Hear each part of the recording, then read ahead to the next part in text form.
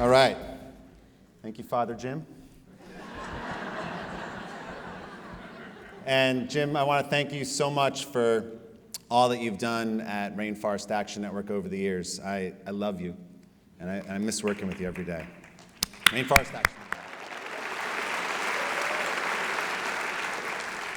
I want to also thank my friends Kenny and Nina for inviting me here to speak with all of you, but more importantly, for creating Bioneers.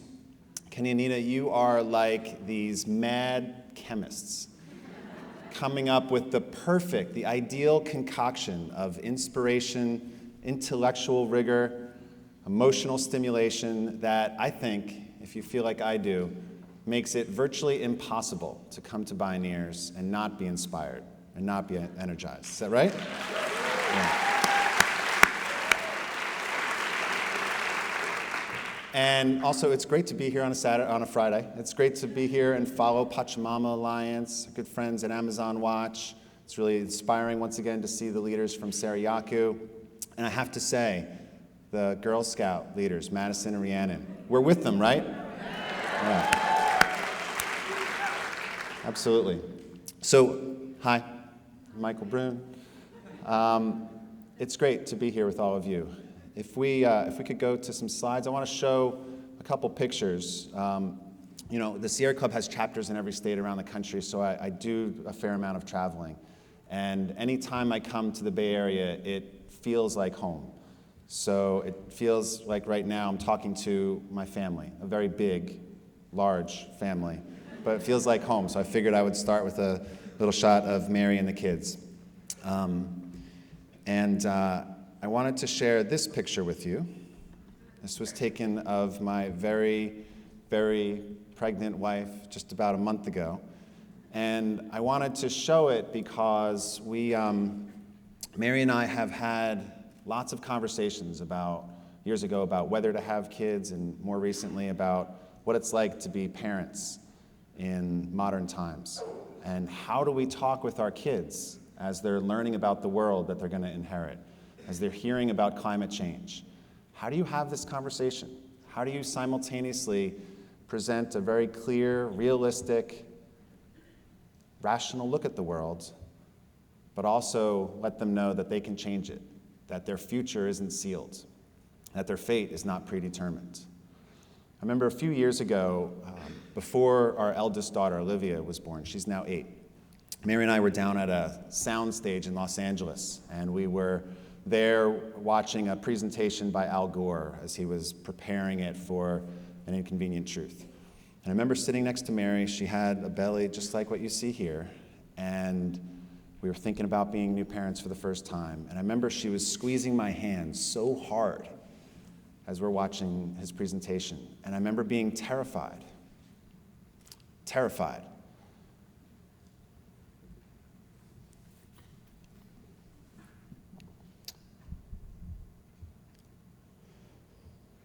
About what the world would look like when Olivia was 10 years old, and 20 years old, 25 years old. And since then, what's happened, right? For now 20 years, we've been hearing from my good friend Bill McKibben, James Hansen, right? We've been seeing this. We've been hearing from Terry Root down at Stanford. We've been hearing from Michael Mann, climate scientists all across the world, sounding the alarm about climate change. So I want to take just a couple minutes to remind us what we're fighting for, what we're talking about. All right, so you might not have seen a National Academy of Sciences study that came out on Monday, talking about how because the Earth's temperature has warmed so much, because water temperature around the world has warmed so much, we now can expect 100-year hurricane events every 10 years. Right? So hurricane-like powerful storms will be happening with more frequency and more intensity. Just this year in Beijing, I'm only going to do this for a few minutes. Just this year in Beijing, 21 inches of rain fell in just a few hours. In Burma and in Thailand, 100,000 people were killed because of violent and extreme storms. In Bangladesh, there have been almost permanent flooding that's displaced hundreds of thousands of people. It's happening every year. What's happening in the Arctic is a crime. Wildfires all across the country right now. Some of the worst wildfires in our history in Texas, California, Idaho, Colorado, Utah, Wyoming, all across the country. And drought. We've got 60% of our country facing severe drought. This doesn't just impact water supplies, it impacts farmers, it impacts food supplies, it impacts the stability of how we relate to each other as a country and around the world. Shortages of corn and wheat and soybeans, exacerbating world hunger, driving up food prices. More than 400,000 people died because of climate-related causes in 2010. And if we don't arrest this, if we don't reverse this course, 2010 will be considered a great year. So make no mistake, the threat of climate disruption is real. It's powerful. It's right there in front of us. And it's being caused by real people with names and jobs and families. But these are the villains in the story. All right? These are the CEOs, the lobbyists, the politicians who don't have a soul, PR flacks, media manipulators. These are the folks who are working relentlessly to make sure that we are extending our dependence on fossil fuels. But what I want to say is that these folks and the mindset that they have, that they represent, they're relics. These folks are holdouts. They represent a mindset that won't survive in the 21st century.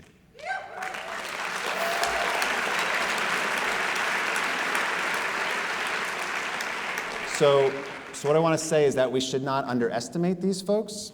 They have a lot of power, but we have more. They have power, but we have more.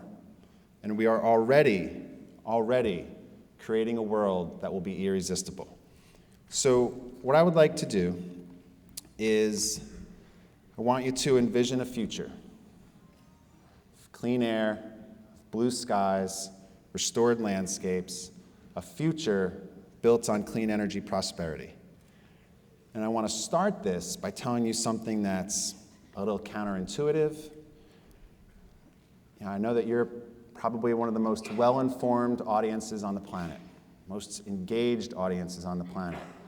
But I want to talk about things that you might not know, that you might not fully appreciate, which is that we are reaching a tipping point. We're also reaching a tipping point on the fight against climate change, right?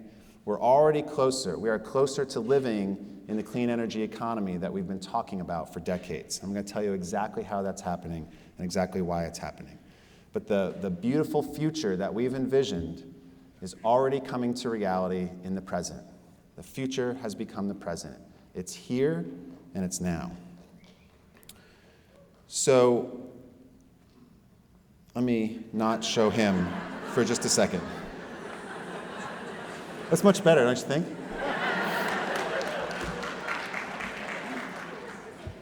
So, all right, let me go and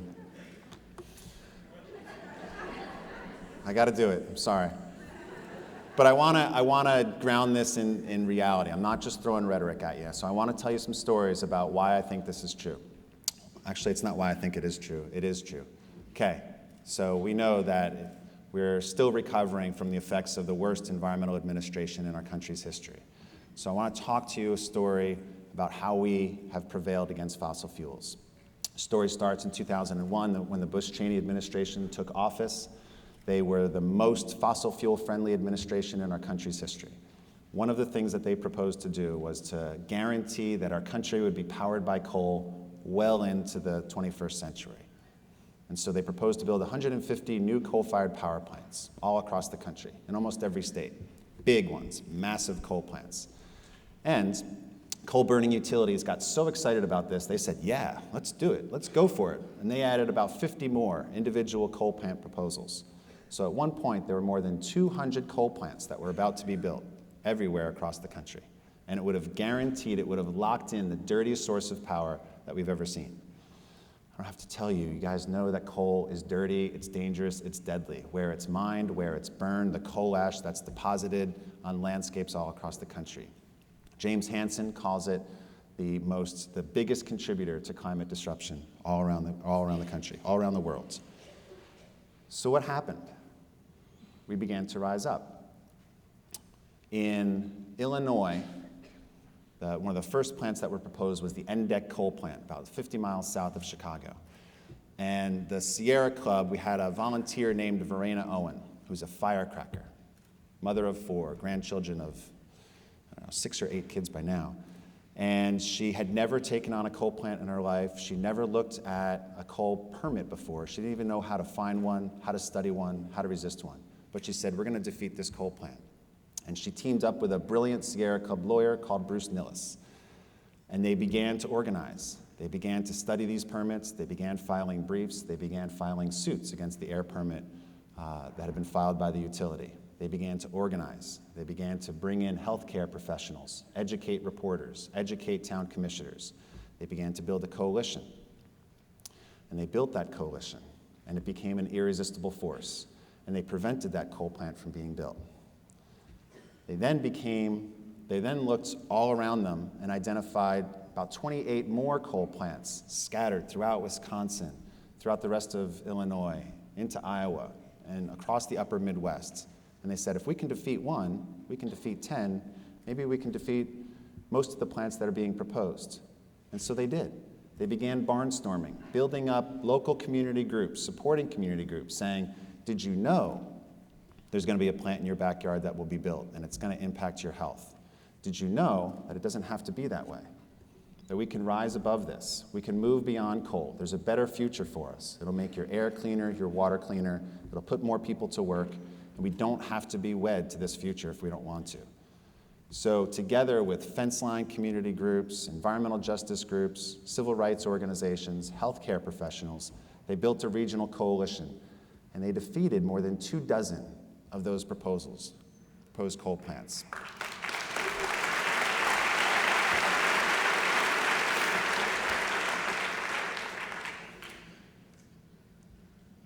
And then they built a national coalition. Word got out that we don't have to have these coal plants, not in Illinois, not in Wisconsin, not anywhere.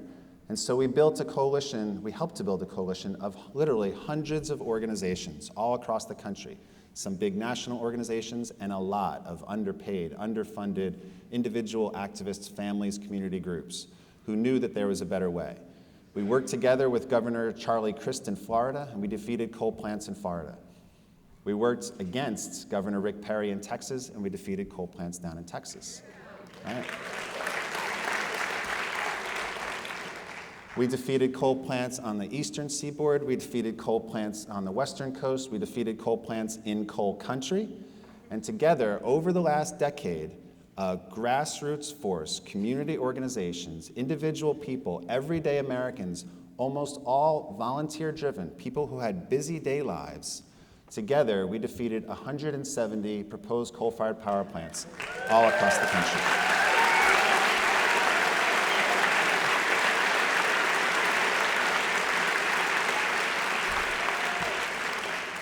And we're just getting started. So all those coal plants that were built, that prevented 600 million tons of carbon from entering the atmosphere, right? But that just stopped the rate at which things would have gotten worse. So over the last couple years, what we've done is we've identified the biggest, the oldest, the dirtiest, the ugliest coal plants in the country, and we've started to shut them down, right? We've retired the coal plant, we've secured the retirement of the coal plant in Centralia, South Central Washington, one of the biggest coal plants in the country. We've secured the retirement of the Boardman coal plant outside of Portland. We retired the Dealey coal plant in San Antonio, Texas. We've retired, just shut down last month, the 2 largest coal plants operating inside city boundaries in the country, the Fisk and Crawford coal plants in Chicago, affecting more people than any other coal plants in the country. They were shut down 3 weeks ago.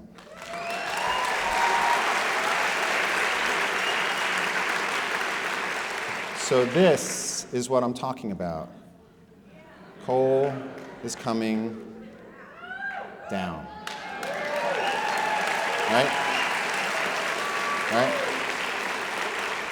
124 coal plants in just the last 2 years. That's 14% of the fleet. In the next 2 years, we will have secured the retirement of at least a third of the coal plants in the country. All right. So here's what you might not know. What all this means, what all of this adds up to, is the fact that we are reducing greenhouse gas emissions in the US. We've already capped our emissions, and they're starting to come down. Greenhouse gas emissions right now are where they were 20 years ago. We've already reduced them to 1992 levels. Okay? It's already been done. It's already been done. Right? So once we start, we're not going to go back. Once we start winning, we're not going to turn back. We don't have to give in to pessimism. You don't have to give in to cynicism. If we can defeat a coal plant in Kentucky, and another one in Tennessee, another one in Texas, we can do anything. Okay? So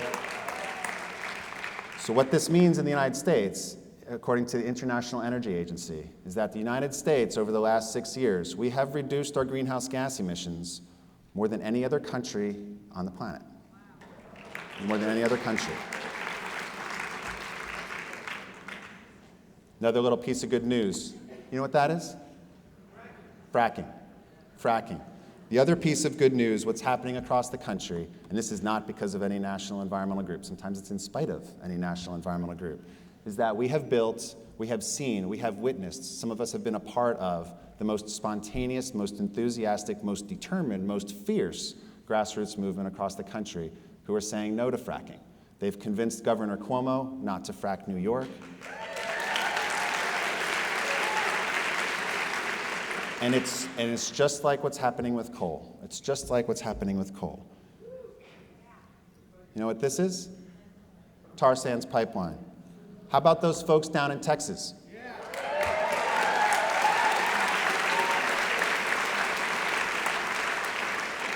Okay, so you know the Sierra Club is not a part of this demonstration, but the Sierra Club, we have done press conferences down in Texas with the Tea Party against this pipeline. Okay? With the Tea Party. Right? So this is not just a movement of Bay Area do-gooders. Right?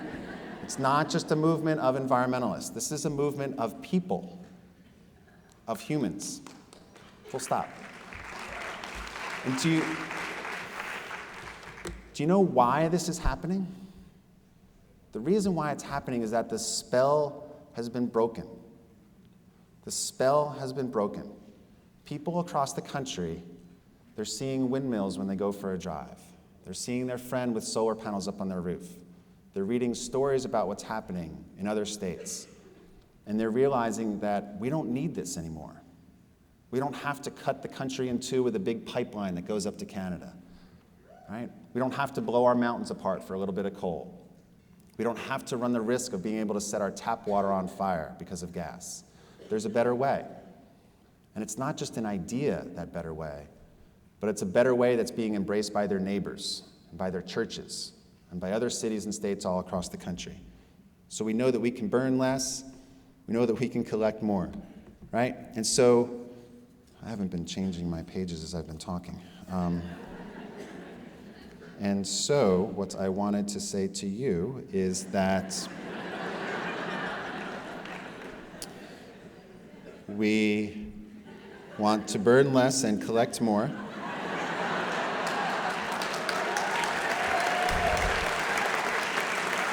And we pause, drink water.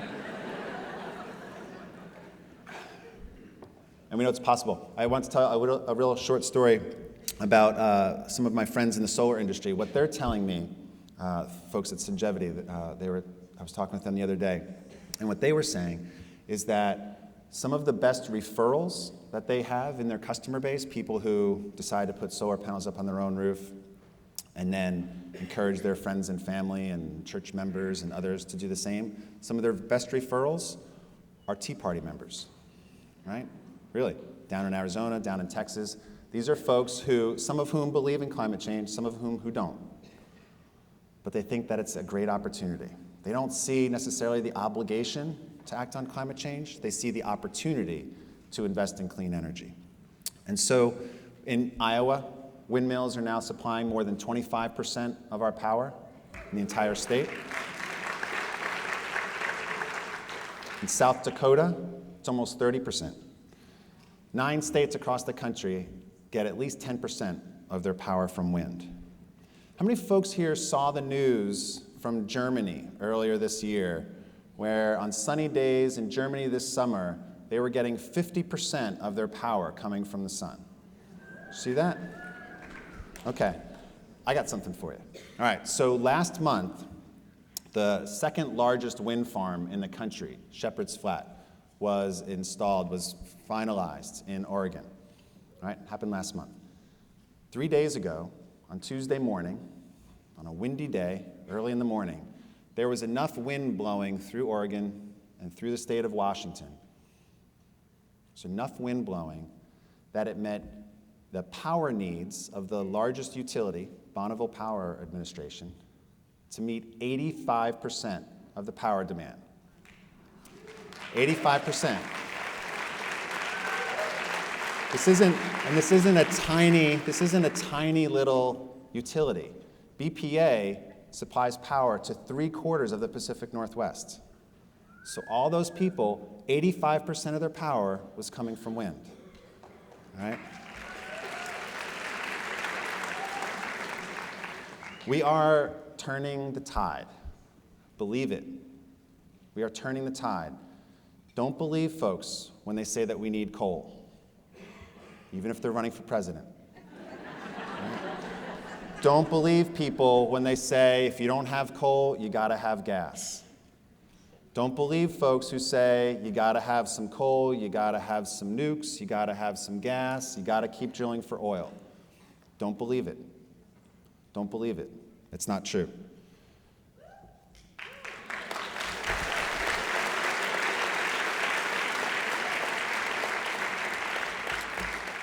All right, so I want to tell a little story about where I grew up. This is New Jersey.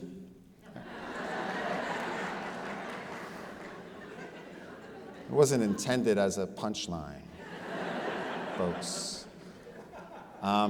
It isn't New Jersey, but I did grow up in New Jersey on the beach, and I spent most of the years when I was a kid at the beach.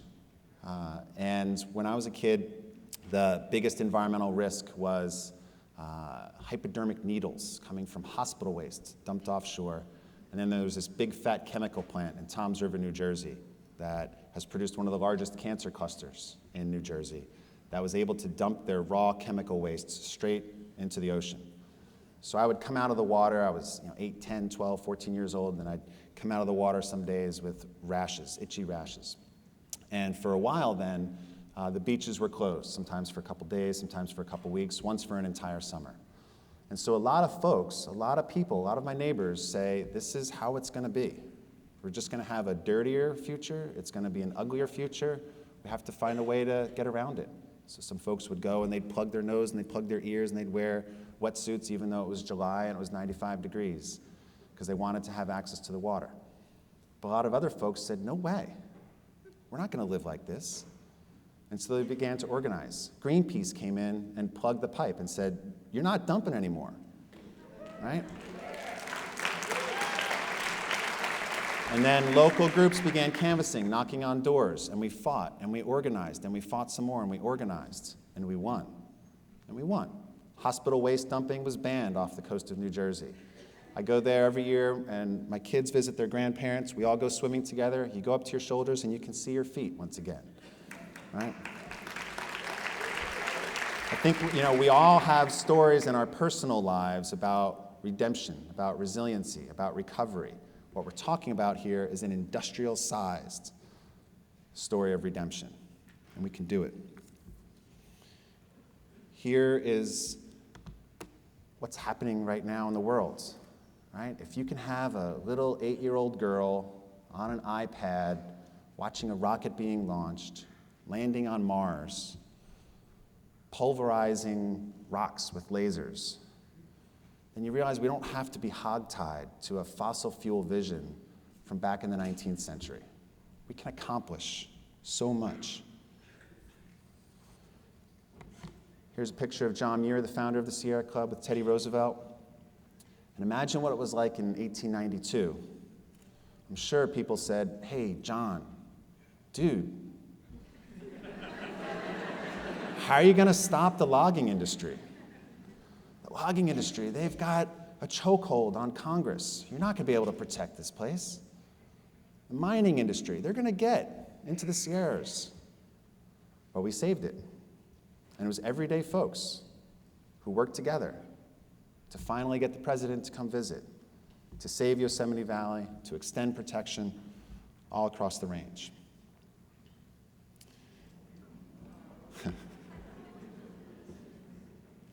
So I started my talk talking about climate disruption. I figured I would end it on sleep disruption.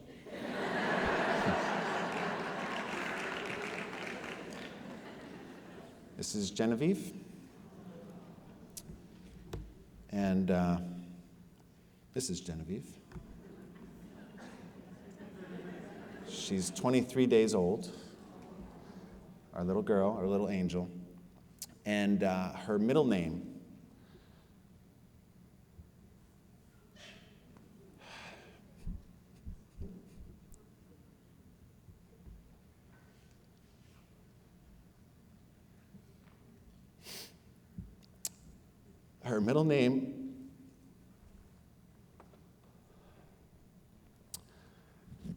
represents our faith in all of you.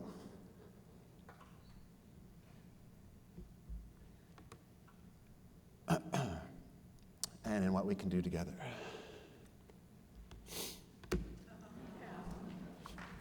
Thanks.